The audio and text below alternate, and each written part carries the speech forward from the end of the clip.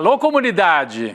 Boa tarde, Brasil! Começa agora o ICL Urgente, sempre às 5 horas da tarde, com as principais notícias do Brasil e do mundo, e sempre com a gente na redação do ICL, na Central de Apurações, Laura Couto. Boa tarde, Laura. Boa tarde, Rodrigo. Programa quente hoje, hein? Boa tarde para você que está nos assistindo pelos canais do Instituto Conhecimento Liberta e Eduardo Moreira no YouTube. E muito boa tarde para você que está nos ouvindo pela Web Rádio São João, em Quixadá, e pela Rádio Cultural FM no Rio Grande do Sul. Vamos lá, Rodrigo. É isso, Laura. Noticiário sempre quente, se não é o STF, é o Bolsonaro ou então o Donald Trump, né? Boa tarde para você, Laura. Boa tarde para você que nos acompanha e que mora nesse país em que a direita se alia a um presidente de outro país que age abertamente como imperador do mundo. Foi esse o termo que o Lula usou para se referir ao Donald Trump. Ele acha que ele é um imperador do mundo. Não só acha, ele age como imperador do mundo. O imperialismo não é algo novo, é uma palavra que muita gente dizia, isso é coisa, ficou fora de moda, imperialismo, ficou fora de moda, é? Tá aí, explícito. Agora os Estados Unidos tiraram a máscara e o Trump age realmente como o dono do planeta, chefe do império. Por que eu estou falando isso? Porque Donald Trump mandou navios de guerra para o litoral da Venezuela. E agora há pouquinho, a porta-voz da Casa Branca prometeu usar toda a força contra Nicolás Maduro, usando aquele discurso de que é combate ao narcotráfico. Eles já falaram tanta coisa contra Saddam Hussein. Quando eles querem invadir e dominar, as justificativas são as mais variadas possíveis. E agora o terror imperialista se volta contra a América Latina. E aí tem gente ainda colocando o bonezinho do Trump, inclusive governador do estado mais rico do Brasil. É nesse ponto que nós estamos. Mas vamos começar por outro assunto. Eu só voto no Bolsonaro. Não sou eu, não. Isso é uma campanha. Apoiadores e aliados de Jair Bolsonaro aderiram a esta campanha que foi lançada pelo filho, Eduardo, o Bananinha, em defesa do pai. Ele lançou essa campanha nas redes sociais. Nesta semana, o 03, o filho 03, usou as redes para publicar uma foto de Bolsonaro com essa frase, eu só voto no Bolsonaro, querendo dizer todos os outros, as outras alternativas, são traidores. A expressão rapidamente entrou para os trending topics do X, que são os assuntos mais comentados do momento. Vamos ver o post? Está aqui na tela. Tem esse desenho, essa foto estilizada do Bolsonaro. Para quem está só nos ouvindo, é uma espécie de uma foto artística e embaixo escrito eu só voto no Bolsonaro, e a postagem do Eduardo, lá dos Estados Unidos. Ele diz o seguinte, abre aspas, acho engraçado a pessoa dizer, mas se o Bolsonaro não concorrer, você vai entregar o Brasil na mão do PT? Aí diz o Eduardo, se realmente a intenção for salvar o Brasil do PT, por que estas mesmas pessoas nada fazem e apenas olham o cara que mais chance tem de derrotar o PT ir preso injustamente? Então eles foram por um tudo ou nada, ou é tirar o Bolsonaro da cadeia, ou não é nada. E ele diz que quem tem mais chance de derrotar o Lula é o Jair.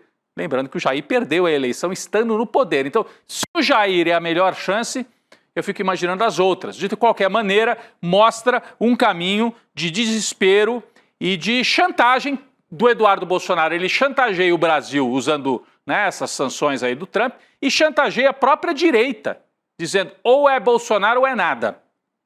Essa campanha vem depois que o outro filho, o Carlos Bolsonaro, depois que o Carlos Bolsonaro chamou os governadores de direita de ratos e oportunistas. Ratos e oportunistas. Então, eles partiram com tudo. Quando eu falo eles, são os filhos, os filhotes de Jair. Partiram com tudo para cima das outras forças de direita e de extrema direita no Brasil. Falando nisso, hein, Laura, tem um desses chamados de ratos que está dando para trás, hein, Laura? Quem é, por favor? Rodrigo, parece que o Tarcísio de Freitas não quer se queimar com a família Bolsonaro. Durante um evento promovido por um fundo de investimentos em um hotel em São Paulo, o governador voltou a dizer que trabalha por sua reeleição no estado e afirmou que busca ajudar um eventual candidato da centro-direita nas eleições presidenciais do ano que vem. Vamos ver o que o Tarcísio disse. Ele disse o seguinte: Onde eu posso contribuir? Primeiro, em fazer um trabalho legal aqui em São Paulo, tentar entregar aqui em São Paulo. Eu vou focar nesse projeto. Se eu fizer um bom trabalho aqui, a gente vai ajudar um projeto deste campo político. Meu objetivo agora é ajudar esse campo, ajudar quem vai vir, quem vai ser o nosso candidato no campo. Tentar ajudar com um projeto de Brasil. Só que na mesma noite, o Tarcísio também discursou para evangélicos em Barueri, fazendo referências bíblicas e promessas de entregas estaduais para 2026. Mas vale lembrar que ainda nesse sábado, o governador de São Paulo foi tratado como o candidato à presidência em um almoço com banqueiros, Rodrigo. Então são sinais, Laura, sinais dúbios, né? Ele vai esse encontro no hotel e diz, não, eu vou entregar, fazer as minhas entregas, como eles dizem aqui no estado, eu vou ajudar alguém do projeto de centro-direita, não, gente. De extrema-direita. O Tarcísio é um homem da extrema-direita. Está fingindo ser outra coisa. Mas ele chegou ao poder apoiado pela extrema-direita. A política dele de segurança pública é da extrema-direita. Não é o Mário Covas, do PSDB, que tinha secretário de segurança pública que defendia a legalidade e os direitos humanos. O Tarcísio tem um secretário de segurança que defende extermínio. Então ele é de extrema-direita, né? Só que ele fica nesse jogo dúbio.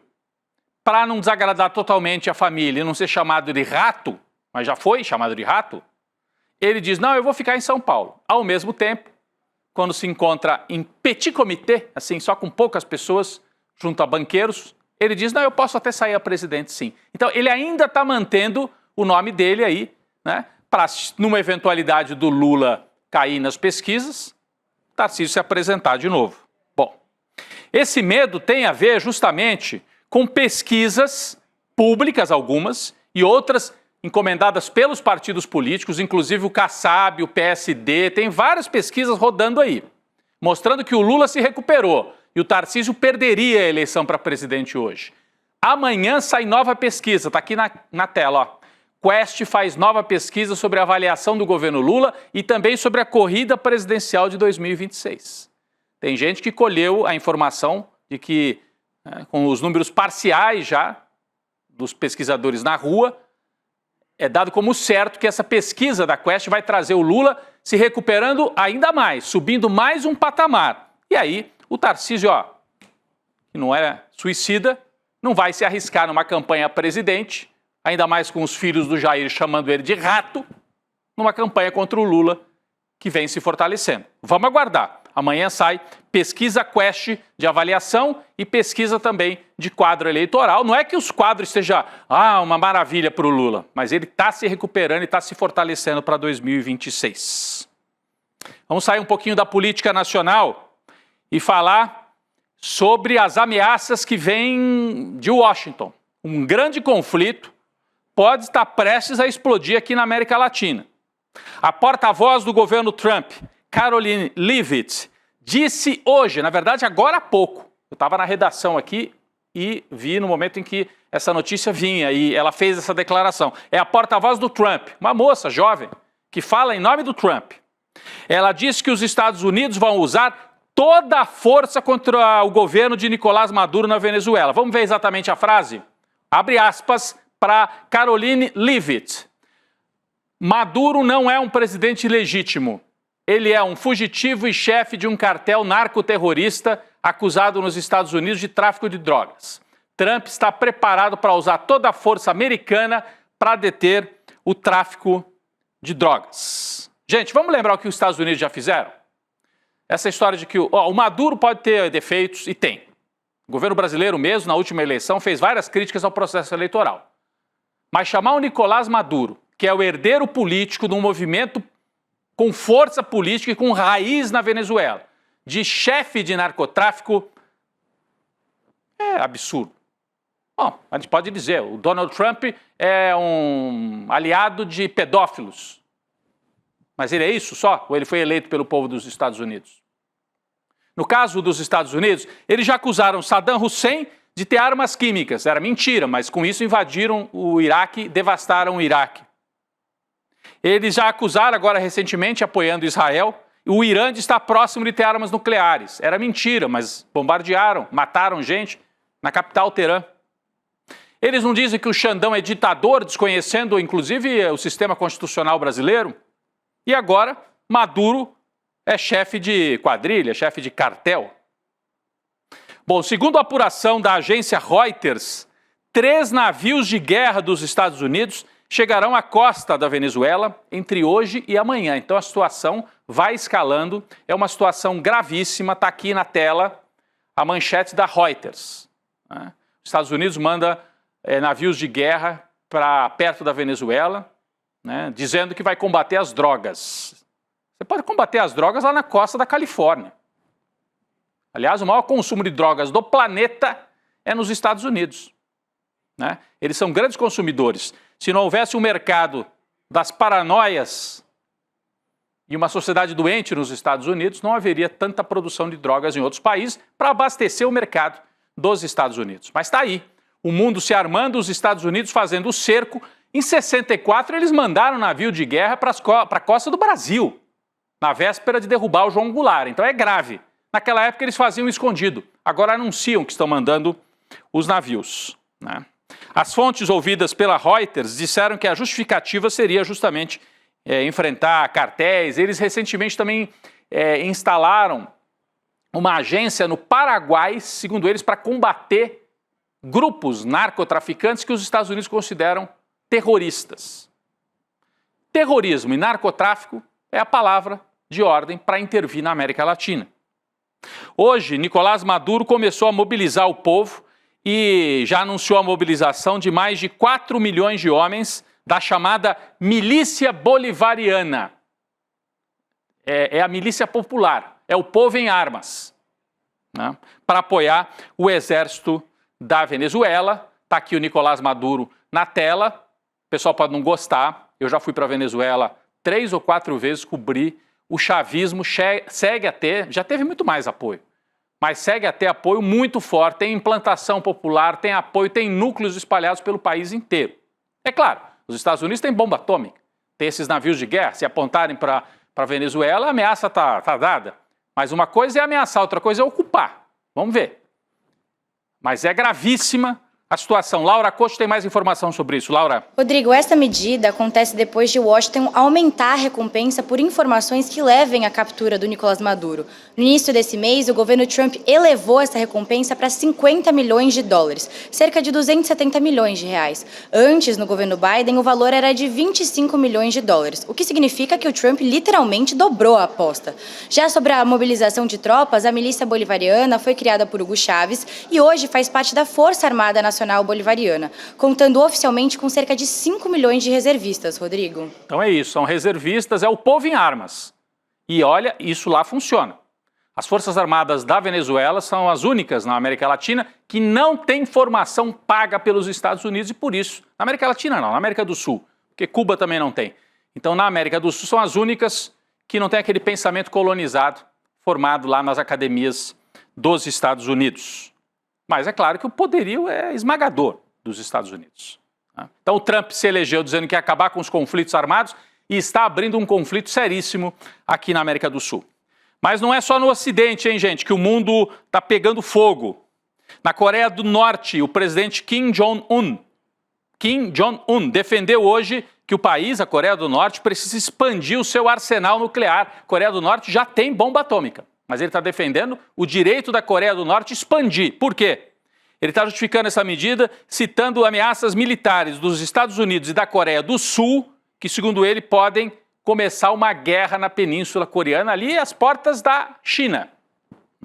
Laura Costa também tem mais explicações e informações sobre esse fato, tensão também na Península da Coreia. Laura. Pois é, Rodrigo, essa justificativa do Kim Jong-un acontece porque nessa segunda-feira a Coreia do Sul e os Estados Unidos iniciaram uma série de exercícios militares, incluindo vários testes de possíveis respostas às ameaças crescentes da Coreia do Norte, incluindo forças nucleares. Esses exercícios estão previstos para acontecer até o dia 28 de agosto, ou seja, quinta-feira da semana que vem. Agora, Rodrigo, a pergunta que fica é, o que a gente pode esperar do Kim Jong-un nesses próximos dias? É o que pode esperar do Kim Jong-un, eu faria outra pergunta. O que a gente pode esperar do Donald Trump nesses próximos dias? Porque é conflito na América Latina, são navios de guerra às portas da América do Sul, no litoral da Venezuela, e é exercício militar com a Coreia do Sul na Ásia.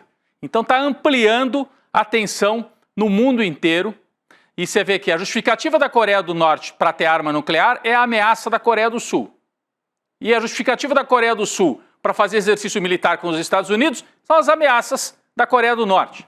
Então, gente, uma fagulha ali e explode uma guerra terrível, em que a Coreia do Norte, repito, tem bomba atômica e destrói a Coreia do Sul em alguns minutos com os seus mísseis nucleares. Bom, vamos falar de outra guerra ainda. Eu peço desculpa, mas é o noticiário. O mundo está indo para esse caminho. O Chico Sá, nosso colega, fala, às vezes parece que nós estamos fazendo o diário do fim do mundo. Não vamos exagerar, mas é uma maneira de dizer como a situação é dramática. Talvez tão dramática como lá nos anos 30 do século passado. Guerra da Ucrânia. Em entrevista à Fox News, Trump afirmou hoje que a Ucrânia ficará, nas palavras dele, até que com muito território, se referindo às regiões em disputa atualmente com a Rússia. A fala de Trump ocorre depois da reunião de ontem com o presidente Zelensky da Ucrânia e outros 7 líderes europeus. Vamos dar uma olhada no mapa que mostra a situação atual dos territórios da Ucrânia na guerra. Você observa aqui do lado direito, são as áreas em vermelho, as áreas atualmente ocupadas pela Rússia. Está aqui a nossa legenda, né? Controle russo, linha vermelha, né? Então, as penínsulas de Luhansk, Donetsk, Melitopol, Kherson, são áreas atualmente ocupadas pela Rússia. E você tem algumas dessas áreas que, inclusive, estavam ocupadas antes do início da guerra atual. A Crimeia, por exemplo, que é a península da Crimeia, fundamental para a Rússia, porque com o porto de Sebastopol, a armada russa tem o único porto de águas quentes, porque a Rússia, você sabe, no norte, o mar congela em boa parte do ano. O único lugar onde eles têm mar com águas quentes é aqui na Crimeia. Na época da União Soviética, esse território foi cedido para a Ucrânia. E agora a Rússia tomou de volta, antes da guerra atual. Então, quando o Trump fala até que a Ucrânia vai ficar com muito território ainda, ele quer dizer que boa parte dessas áreas atualmente ocupadas, a Ucrânia perdeu já. Crimeia, com certeza. A Rússia não devolve de jeito nenhum. Lugansk e Donetsk, que são áreas onde se fala russo, apesar de ser dentro da Ucrânia, provavelmente não tem volta também. Pode ser que Kherson, Melitopol, aí o Putin aceite negociar alguma coisa. A gente tem um outro mapa que também mostra mais ou menos a mesma situação. Então, quando o Trump fala, até que vai sobrar bastante para a Ucrânia. Mas seria assim, para acabar a guerra, a Ucrânia teria que se conformar em perder cerca de 20% do seu território. Repito, quem está nos assistindo por vídeo, pode olhar agora para a tela, e está aqui muito bem desenhado, o lado direito, o leste da Ucrânia, que seria a área que a Ucrânia teria que ceder, entre aspas, entregar, aceitar a perda para encerrar esse conflito. Vamos ver, vamos ver. O presidente Lula, pessoal, saindo de Ucrânia e voltando ao Brasil, avisou aos auxiliares próximos que pretende convocar nova reunião ministerial na semana que vem. Está subindo o tom dos Estados Unidos contra o Brasil, Estados Unidos contra a América do Sul, e o Lula quer unificar mais o time. O objetivo é alinhar o discurso em toda a esplanada diante da escalada na disputa comercial com os Estados Unidos. E a Laura tem mais informações sobre esta reunião. Laura. Rodrigo, segundo interlocutores, uma das preocupações do presidente Lula é que todos os ministros estejam na mesma página. Por exemplo, em relação à defesa da medida provisória do plano de contingência, apelidado de MP do Brasil Soberano. Essa proposta vai começar a tramitar agora no Congresso e o governo teme que os congressistas não apoiem o projeto. A proposta institui uma linha de crédito de 30 bilhões de reais que vai ser destinado às empresas mais prejudicadas pelo tarifaço. E esse encontro com os ministros deve acontecer na próxima terça-feira, dia 26. E essa vai ser a segunda reunião ministerial do governo desde o começo do ano. A última aconteceu no dia 20 de janeiro, há quase 8 meses, Rodrigo. Seria a segunda reunião ampliada aí do Lula com o seu ministério. Bom, o judiciário brasileiro, Laura e todos que nos acompanham, continua na mira de Trump. Não é só Alexandre de Moraes, hein? O governo dos Estados Unidos afirmou que nenhum tribunal estrangeiro pode anular sanções impostas pelos Estados Unidos ou proteger alguém das severas consequências de descumpri-las. É o império falando de novo. É uma arrogância. Quem é que diz que o Brasil quer anular sanções? Trump baixa sanções que valem lá para ele. Agora, o que o Brasil disse foi: sanção aplicada pelos Estados Unidos vale no território dos Estados Unidos. Eles não têm ingerência no território brasileiro, nós não somos colônia, né? O posicionamento foi publicado oficialmente em português pelo perfil da Embaixada dos Estados Unidos. Repito, em 64 eles faziam tudo isso aqui na encolha, usando a CIA, comprando políticos, pagando, né, ajudando a insuflar contra o governo constitucional e derrubaram o Jango no Brasil, derrubaram o governo na Argentina, no Uruguai, no Chile. Instauraram ditaduras em toda a América do Sul. Agora eles fazem abertamente, está aqui na tela, né? Alexandre de Moraes, diz a embaixada, é tóxico para as empresas legítimas e os indivíduos que buscam acesso aos Estados Unidos e seus mercados. Nenhum tribunal estrangeiro pode anular as sanções impostas pelos Estados Unidos. Então eu devolvo para a embaixada. Nenhum tribunal estrangeiro vem aqui apitar no Brasil e nenhum governo estrangeiro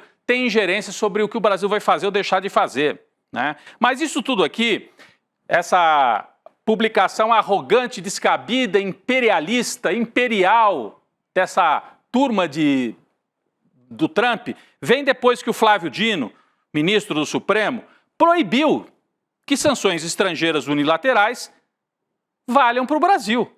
Parece que essa ação até dividiu um pouco a ação do Dino, né, muito afirmativa e de defesa de soberania, dividiu um pouco os ministros do STF que preferiam, às vezes, um posicionamento mais discreto, mais na encolha. Laura, explica pra gente. Teve ministro que não gostou do que o Flávio Dino fez? É isso, Rodrigo. Com o despacho da decisão, o Dino acabou se antecipando ao Cristiano Zanin, que é o relator da única ação no STF sobre a aplicação da Lei Magnitsky. O Zanin, ele já havia sinalizado para interlocutores no Supremo Tribunal Federal e no mercado financeiro que não daria nenhuma decisão às pressas sem antes ouvir os bancos e outros envolvidos nesse assunto. Só que o ministro Flávio Dino aproveitou a relatoria de uma ação sobre o rompimento da barragem de Mariana para determinar imediatamente que ordens de governos estrangeiros não podem ser aplicadas no Brasil sem homologação do Supremo. Assim, o Dino seguiu um caminho diferente do que pregava uma ala do tribunal que apostava na cautela prometida pelo Cristiano Zanin, Rodrigo. Essa cautela do Zanin, que eu acho descabida nesse momento, o Brasil está sob ataque. Mas qual é o medo? O Zanin estava querendo dialogar com os bancos. Então o Dino diz, não vale, a decisão lá dos Estados Unidos vale para os Estados Unidos. Não podem obrigar um banco brasileiro a fechar a conta do Alexandre de Moraes. A Caixa Econômica, o Bradesco, vai sofrer sanção no Brasil porque o Alexandre de Moraes tem conta? Não dá, né? Mas o risco é, se os bancos brasileiros seguirem esse caminho, e é o que deve ser feito, o governo Trump daqui a pouco pode sancionar banco brasileiro, mandar fechar a agência. E não é só a agência, eles têm dinheiro investido em fundos internacionais. Então esse é o risco e o medo do setor bancário brasileiro que está completamente internacionalizado. Mas para isso que nós temos banco público, ainda bem. Vamos ver o que vai acontecer. Vamos ver. Fez muito bem o Flávio Dino de ter um posicionamento firme neste momento. Pessoal, os patriotas de Araque estão sentindo na pele o efeito de apoiar os ataques de Trump, né? A empresa Taurus, fabricante brasileira de armas lá do Rio Grande do Sul, teve que conceder férias coletivas. Presta atenção. Empresa de arma. Lembra do Bolsonaro? O rei da arminha fez campanha defendendo as armas. A Taurus teve que dar férias para 40 funcionários depois do tarifaço. A Taurus exporta 80% da sua produção para os Estados Unidos. Com a taxação, a empresa informou que a exportação ficou inviável. Ah, é? Vocês não achavam bonito? Trump, bolsonarismo. Não achavam bonito? Um governo que batia continência para a bandeira dos Estados Unidos? Em fevereiro deste ano, o CEO da Taurus, Salésio Nuss, deu uma entrevista elogiando Trump e criticando Lula. Agora, ele busca ajuda do governo Lula para minimizar os efeitos do tarifaço nas receitas da sua empresa, o Mundo dá Voltas. Vai fazer arminha na casa do Bolsonaro para ver se resolve seu CEO da Taurus. Mas os funcionários não têm nada a ver com isso, né? E podem perder o emprego. Olha o que é o empresariado com complexo de vira-lata, que prefere bater continência para a bandeira dos Estados Unidos. Pessoal, mais uma triste notícia, só que não para os bolsonaristas, mais especificamente para Carla Zambelli. A justiça italiana decidiu hoje manter a prisão cautelar da deputada licenciada Carla Zambelli. Ou seja, o pedido da defesa para converter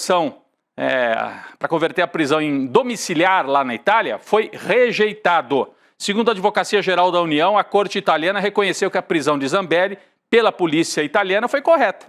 Em nota, a AGU também informou que o Brasil influenciou na decisão por meio do envio de documentos e argumentos jurídicos decisivos para confirmar a legalidade da prisão cautelar para fins de extradição. Então, ela estava pedindo assim, enquanto vocês decidem se eu vou ser extraditado ou não, me deixem em casa, em Roma, na casa de uma amiga lá que ela estava, e a polícia e a justiça italiana disseram, não.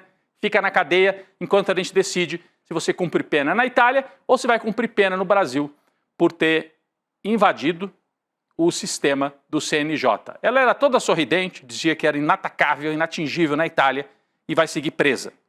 A mesa diretora da Câmara protocolou hoje um projeto de mudança no regimento interno para punir sumariamente deputados que invadam o plenário de novo, se tentarem de novo esse tipo de rebelião.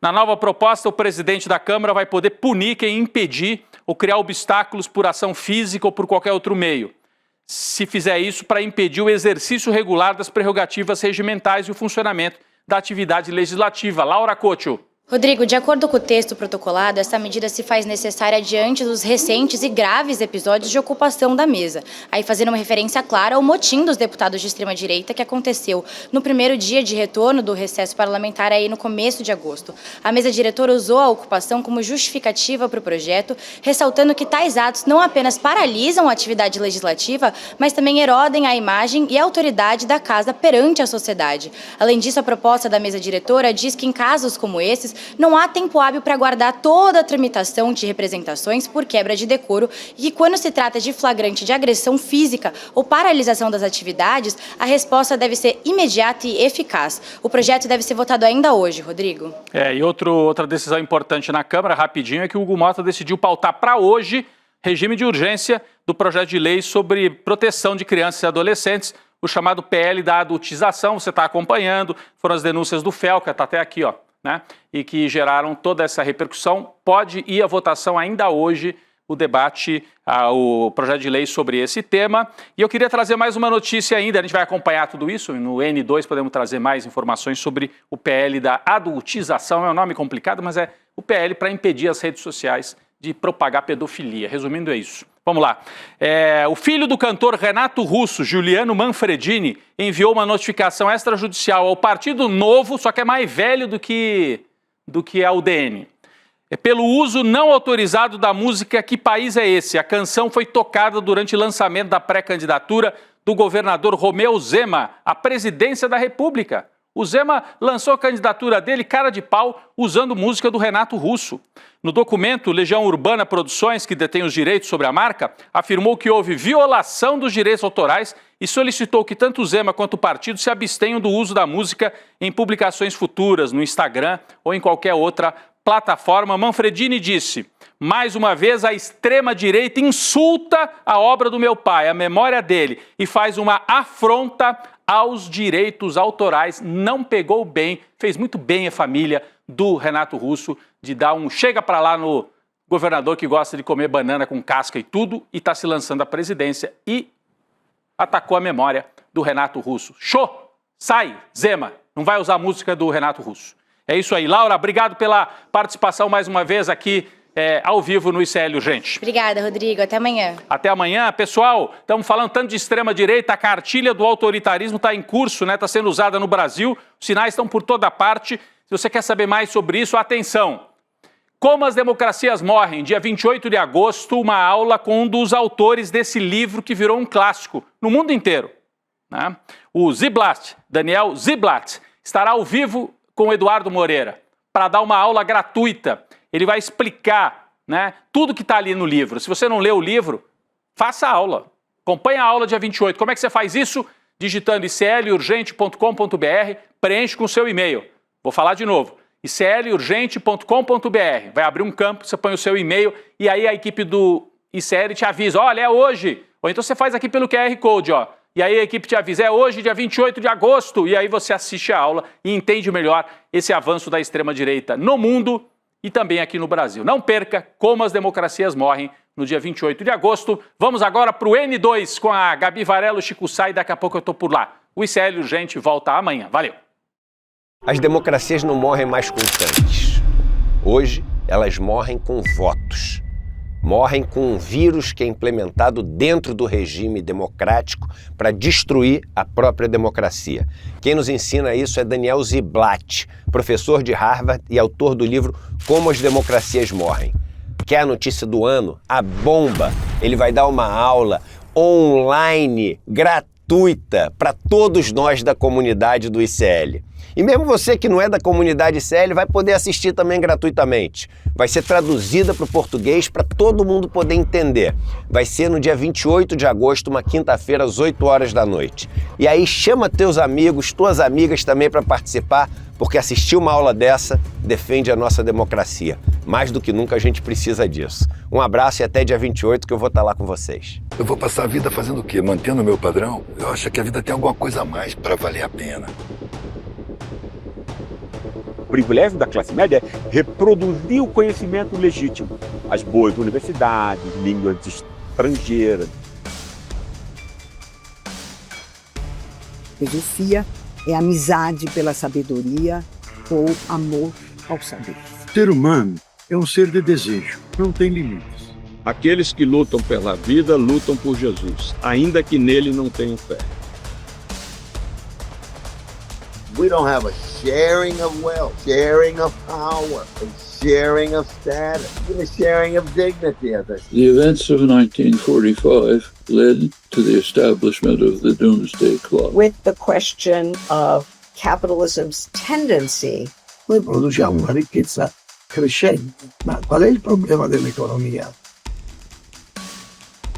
I am the eldest daughter, boxing legend Muhammad Ali.